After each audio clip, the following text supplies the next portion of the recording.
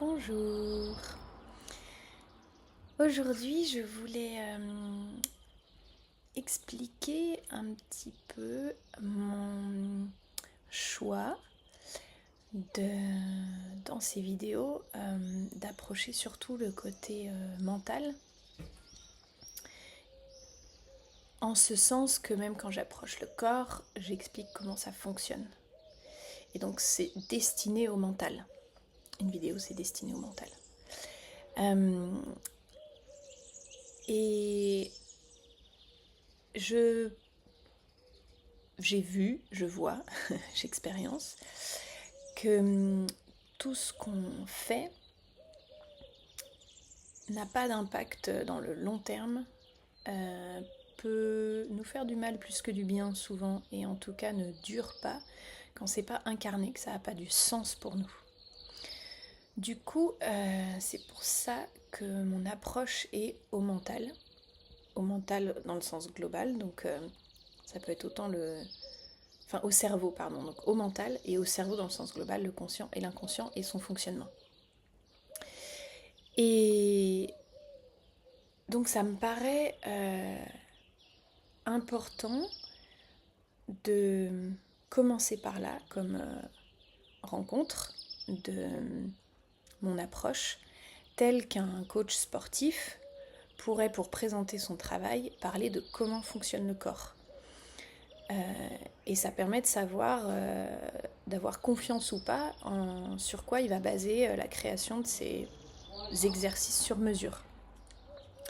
Donc c'est pour ça que le choix est celui-ci, et aussi parce que de toute façon l'approche pour le corps, qui est le cœur de mon travail, il se fait en séance et il se fait pas en 10 minutes au cours de nos scrolling, je sais plus comment on dit en français, mais bon bref, quand on surfe sur les réseaux quoi.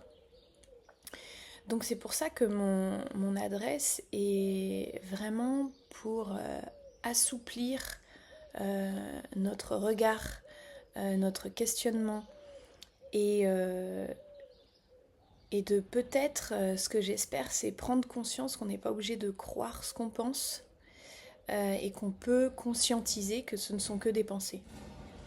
On a tendance à confondre nos pensées avec la réalité.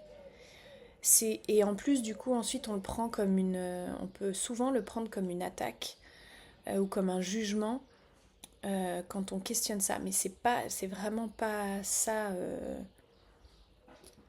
l'intention.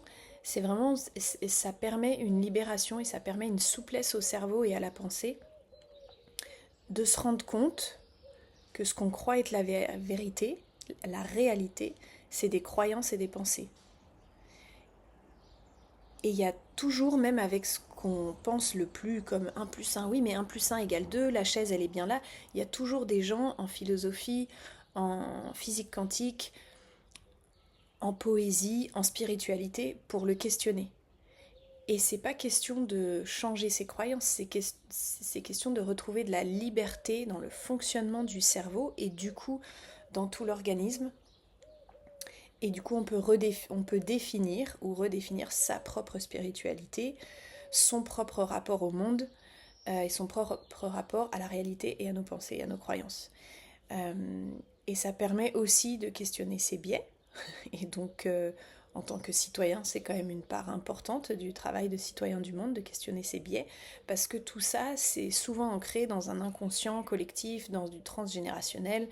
Donc voilà, moi, ça me paraît un travail très important, et ça me paraît être un bon début pour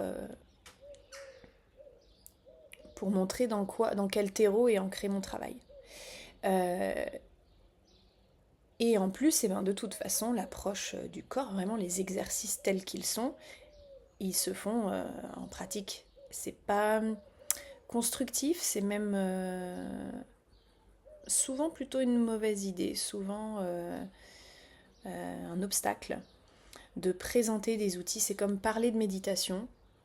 Sans faire de la méditation, ça a vraiment ses limites. Ça peut être très problématique. Ça peut créer des outils de manipulation, ça peut être reçu comme une attaque à nos croyances, encore une fois. Donc les outils que j'utilise de guérison, d'expansion, de rencontre de son enfant intérieur, de validation, de permission de ce qui se passe dans le corps pour pouvoir ensuite s'en libérer si c'est ce qu'on veut, tant dans notre rapport au corps, dans notre rapport à notre énergie, dans notre rapport à suivre nos rêves ou pas. Tout ça, ça ne peut se faire que dans le vécu, dans le corps. Et plus on en parle sans l'avoir vécu, autant en parler quand on le vit pour faire sens, et pas trop s'accrocher à ce qui se passe, c'est important, autant en parler sans le mettre en action, c'est assez dangereux et ça peut être traumatique. Donc voilà pourquoi j'ai choisi ça. Et puis c'est aussi une manière de vous présenter, surtout que en français le mot coaching est très repoussant pour beaucoup de gens. Et moi, c'est des coachs qui m'ont changé la vie. Et j'aime beaucoup ce mot. Et ça me fait vraiment penser au coach sportif. Et pour l'athlète que je suis et l'artiste que je suis, ça a vraiment du sens. Et c'est pour ça que j'aime le mot travail. C'est pas travail dans le sens injonction, on n'est pas obligé d'y aller. Moi, je trouve que c'est imposé à personne. C'est juste que je vois que c'est libérateur. Et que moi, ça me va de travailler, mais de travailler pour moi et pour ce en quoi je crois, plutôt que de travailler pour appartenir à un système et nourrir ce système et me rendre de plus en plus esclave. Je préfère travailler pour me libérer et j'ai des outils pour ceux à qui ça parle. Et du coup, pour moi, le mot de coach, il me fait vraiment... C'est vraiment le même que le coach sportif qui va être là pour l'entraînement, pour créer l'entraînement sur mesure, pour créer les outils, pour être garante que cet entraînement, il a un fil vers les objectifs, vers, en sport, les figures qu'on veut faire, les objectifs qu'on s'est mis. Et ils peuvent toujours bouger. Et un jour, on peut se rendre compte qu'en fait, on s'en fout de cet objectif. Mais c'est vraiment au service de soi et de ses valeurs et de ses envies. Pardon. Donc, voilà ce que je voulais vous partager aujourd'hui. Et j'espère, comme toujours, que la vie ne vous fait pas trop de mal et que l'énergie qu'il y a en vous, malgré la fatigue, les obstacles, les frustrations et les difficultés, est en vie, en mouvement, en ébullition. En vous souhaitant une belle journée.